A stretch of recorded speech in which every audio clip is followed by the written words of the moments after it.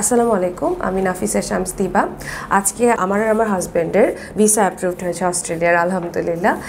আমি ম্যাকোয়ারি ইউনিভার্সিটিতে master of public হেলথে enrol হয়েছি উইথ $10,000 অস্ট্রেলিয়ান ডলার স্কলারশিপ, এবং পুরোটা জার্নিতে আমাকে এইচপিটি সার্ভিসেস অনেক বেশি হেল্প করেছেন এবং সবাই অনেক বেশি হেল্পফুল ছিলেন। হ্যালো এভরিওয়ান, আমি ফাহিম, নাফিসা শামস দিবার স্পাউস। তো আমি স্পাউস হিসেবে ছিলাম ওর পাশেই।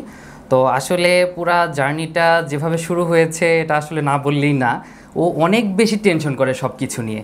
তো সেই ক্ষেত্রে আমরা বিভিন্ন এজেন্সির কাছে গিয়েছি। তো আসলে অ্যাপ্রোচ জিনিসটা অনেক বড় একটা জিনিস। তো এখানে এসে শুরুতেই সিমন ভাইয়ার যে অ্যাপ্রোচটা ছিল, তো মনে হয়েছিল যে ওনার সাথে আমাদের অনেক দিন ধরে পরিচয়।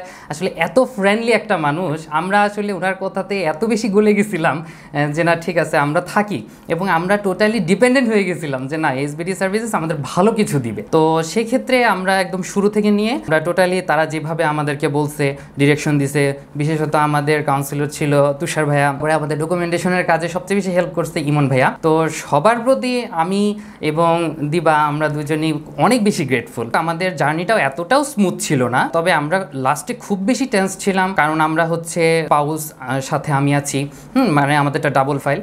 তো দেখা গেছে যে ইদানিং খুব চুলচেরা বিশ্লেষণ হচ্ছে।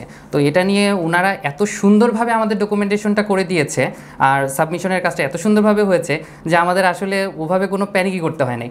ইনশাল্লাহ আমরা খুব শীঘ্রই চলে যাচ্ছি। দোয়া চাই সবার কাছে। আমাদের ভিসাটা হয়েছে টোটাল 21 দিনের মতো টাইম লেগেছে।